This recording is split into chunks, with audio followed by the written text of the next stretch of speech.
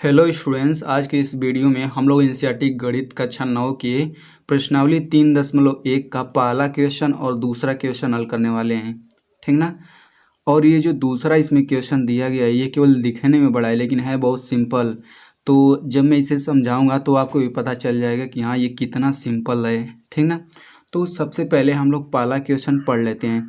तो पहले क्वेश्चन में कहा जा रहा है कि एक अन्य व्यक्ति को आप अपने अध्ययन मेज पर रखे टेबल लैंप की स्थिति किस तरह बताएंगे। ठीक। तो चलिए इसे हम लोग अब हल कर लेते हैं। तो आपका ये रहा स्टडी टेबल। ठीक ना। और यहाँ पे लैंप रखा गया है और आपको किसी अन्य व्यक्ति को बताना है कि इस लैंप की स्थिति क्या होगी। ठीक ना। इस लैंप की स्थिति क्या होगी। तो हम लोग मान लेते हैं कि इस छोटी वाली भुजा से लैंप की दूरी 20 सेंटीमीटर है और इस बड़ी वाली भुजा से इस लैंप की दूरी 15 सेंटीमीटर है। ये 15-20 की जगह आप कोई दूसरा अंक भी ले सकते हैं। ठीक ना। तो इतना लिखने के बाद हम लोग लिखते हैं, माना लैंप की छोटी भुजा से दूरी 20 सेंटीमीटर है यानी ये वाला, तथा बड़ी भुजा से दूरी 15 सेंटीमीटर है इतना। इसलिए लैंप की स्थिति को 20-15 या फिर 15-20 लिख सकते हैं। ठीक ना। तो आपको ये चित्र बनाने के बाद बस इतना ही लिखना है तो ये हो जाएगा इसका आंसर। तो आई होप आपको समझ में आ गया होगा। तो अब चलिए बढ़ते हैं दूसरे क्वेश्चन की तरफ। तो दूसरा क्वेश्चन जो काफ़ी बड़ा है तो मैं उसे पूरा पढ़ने वाला नहीं हूँ। ठीक ना। मैं उसे पूरा नहीं पढ़ूंगा, मैं केवल आपको अच्छे से समझा देता हूँ। तो क्वेश्चन में बस इतना ही कहा जा रहा है कि पूर्व से पश्चिम की दिशा में और उत्तर से दक्षिण की दिशा में दो मुख्य सड़कें दी गई हैं किसी नगर में। ठीक।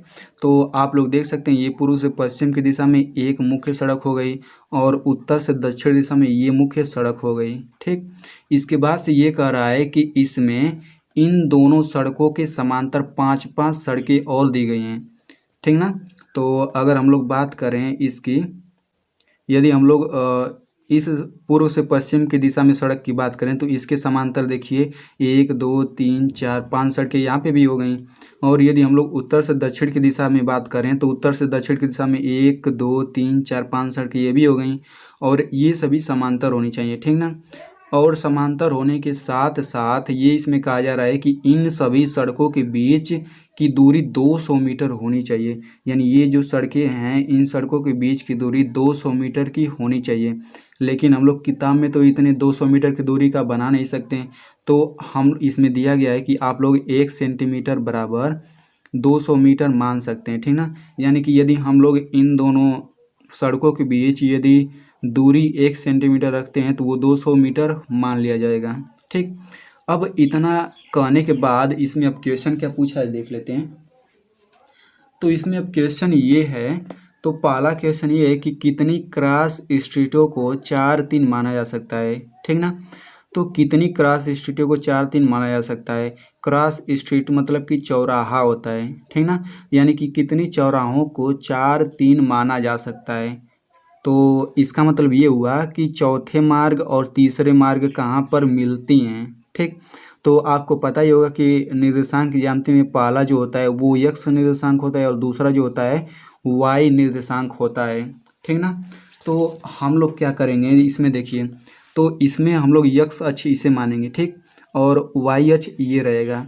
तो x अक्ष पर हमें 4 मार्ग मतलब चौथा मार्ग चाहिए तो हम लोग इधर से चलेंगे क्योंकि इधर से ही तो x अक्ष पे चलते हैं। तो इसने पूछा है कि 4 और 3 कहाँ पे है, किस चौराहे को हम लोग 4-3 दिखा सकते हैं। तो इधर से चौथा मार्ग पे आइए, 1 2 3 4 ये चौथा मार्ग हो गया। ठीक है, ये चौथा मार्ग। अब फिर तीसरा मार्ग, तो तीसरा मार्ग इस तरीके से देखेंगे वाई एच पे, तो पहला दूसरा तीसरा, तीसरा मार्ग यहाँ पे हो गया। ठीक ना। तो जब इन दोनों को मिला देंगे, ये इधर से मिलेगा ये इधर से मिलेगा तो यहाँ पे दोनों मिल जाएंगे।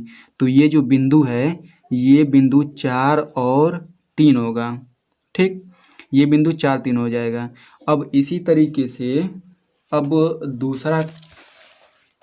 तरीके से दूसरा भी पूछा है, कितनी क्रॉस स्ट्रीटों को 3-4 माना जा सकता है। ठीक ना।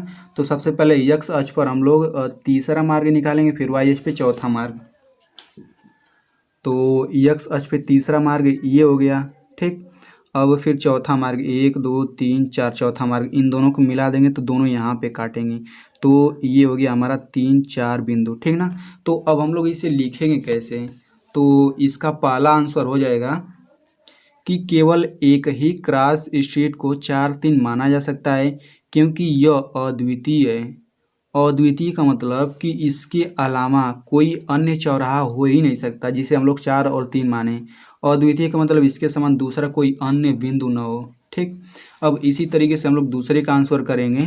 केवल एक ही क्रॉस स्ट्रीट को 3 4 माना जा सकता है क्योंकि यह भी अद्वितीय है। तो इस तरीके से ये दूसरा क्वेश्चन भी हल हो गया।